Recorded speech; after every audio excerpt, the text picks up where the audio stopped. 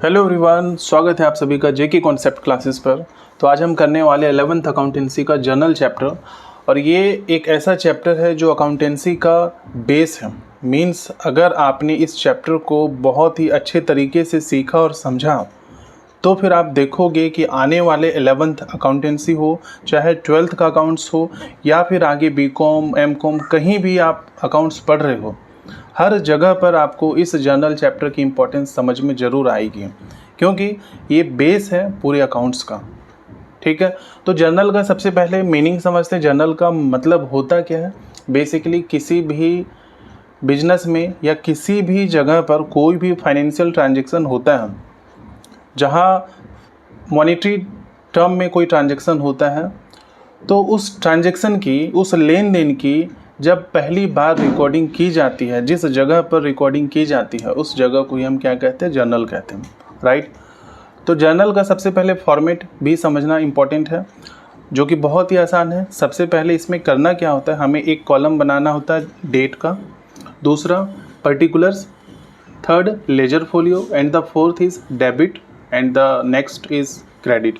ठीक है, तो फर्स्ट ऑफ ऑल आप ये समझो कि जब भी आप कोई क्वेश्चन करोगे तो उस क्वेश्चन में डेट गिवन होगा, उस डेट को इस कॉलम में लिखना है।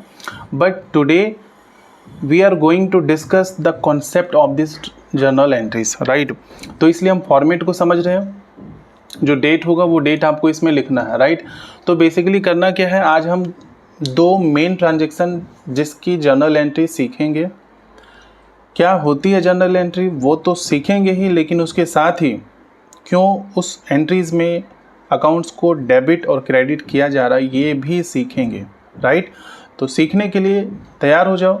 लास्ट तक अगर बने रहते हो तो आपको इसकी इम्पोर्टेंस समझ में आएगी कि कैसे ये आपके अकाउंटिंग कॉन्सेप्ट्स को और बेहतर बना रही है, राइट। तो फर्स्ट जो परचेज है, परचेज बेसिकली वर्ड कब यूज करते हैं? परचेज वर्ड तब हम यूज करते हैं जब किसी गुड्स को परचेज किया जाता है। गुड्स का मतलब क्या होता है? जिस भी प्रोडक्ट का आप मैन्युफैक्चरिंग करके उसका ट्रेडिंग कर रहे हो, जिस चीज़ को खरीद कर आप ला रहे हो फिर उसको बेच रहे हो, उसे हम गुड्स कहते हैं।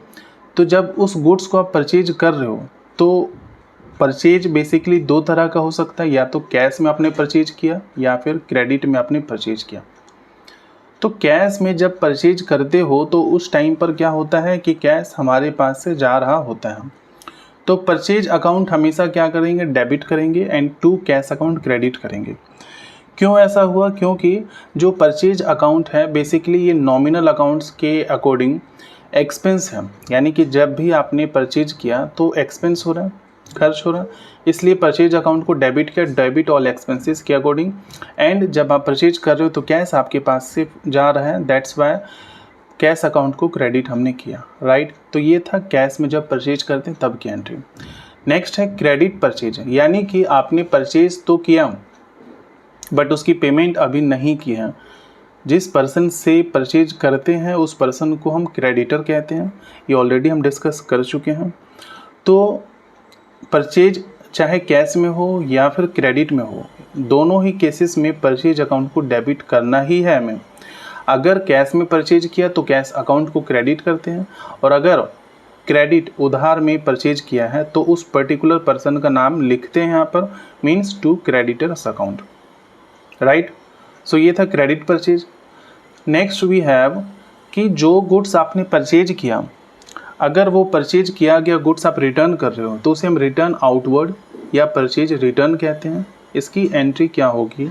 जिस पर्सन से आपने परचेज किया, जो सप्लायर है, उसको डेबिट करना है, और टू परचेज रिटर्न क्रेडिट करना। समझो कि जब आपने परचेज किया तो परचेज अकाउंट को डेबिट किया, और जब परचेज को रिटर्न किया तो परचेज रिटर्न अकाउंट को क्रेडिट करते हैं, राइट। तो ये था return outward. Next we have sales. देखो, जिस भी गुड्स को आप बनाकर बेच रहे हो, राइट, तो उस गुड्स को सेल्स करते टाइम भी दो तरह के ट्रांजैक्शंस हो सकते हैं, जिसमें कि कैश सेल्स होगा और दूसरा क्रेडिट सेल्स होगा। कैश सेल्स का मतलब हुआ कि आपने कुछ बेचा और कैश इमीडिएटली आपको रिसीव हो गया, तो उस केस में एंट्री क्या होगी? Cash account debit to sales account. Cash account को डेबिट क्यों किया?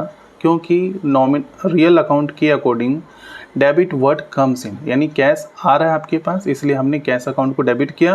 टू सेल्स अकाउंट, क्योंकि ये इनकम है इसलिए नॉमिनल अकाउंट के अकॉर्डिंग सेल्स अकाउंट को क्रेडिट हमने किया, राइट। सो ये था कैश सेल्स, यानी जब आपने कैश में सेल किया। क्रेडिट सेल्स में वही क्या होगा, क्रेडिट सेल्स में आपने जिस भी पर्सन को सेल किया है तो उसने अभी पेमेंट आपको नहीं किया तो उस पर्सन को डेटर कहते हैं। तो डेटर अकाउंट को डेबिट करेंगे, क्यों, क्योंकि जब भी आप किसी को सेल कर रहे हो तो वो पर्सन एक प्रकार का रिसीवर है, राइट। तो रिसीवर को क्या करते हैं हमेशा डेबिट, इसलिए डेटर्स को हमने क्या किया, डेबिट किया, debit the receiver. And to sales, क्योंकि आपने सेल्स किया इसलिए हमेशा सेल्स को क्रेडिट किया, ठीक है। Next we have return inwards, जैसे आपने परचेज रिटर्न देखा, similarly we have return inwards या सेल्स रिटर्न, यानी कि जो भी गुड्स आपने सेल किया है वो गुड्स अगर आपके पास वापस आ जाता है किसी वजह से, कोई डिफेक्ट होने की वजह से, तो एंट्री क्या होगी, sales return account debit to debtors account, right. Sales return account क्यों डेबिट किया, क्योंकि जब सेल्स अकाउंट आपने जब सेल्स किया तो सेल्स अकाउंट को आपने क्रेडिट किया, जब आपने रिटर्न किया तो इसका जस्ट ऑपोजिट यानी सेल्स रिटर्न को आपने क्या किया, डेबिट किया। डेटर्स अकाउंट क्या था आपका, जब आपने सेल्स किया तो डेटर आपका बढ़ गया इसलिए आपने डेटर्स को डेबिट किया, वहीं जब रिटर्न हो गया तो डेटर्स कम हो गया इसलिए डेटर्स अकाउंट को हमने क्रेडिट कर दिया, राइट। तो ये था सेल्स रिटर्न की एंट्री। तो आज हमने परचेज की और सेल्स की जो जर्नल एंट्री है वो डिस्कस की, इसके वेरियस टाइप्स को डिस्कस किया। आई होप कि वीडियो आपको अच्छा लगा हो। If you have any doubts तो कमेंट में ज़रूर पूछें। अगर आप चैनल पर नए हो तो चैनल को सब्सक्राइब करना बिल्कुल ना भूलें। Thank you so much.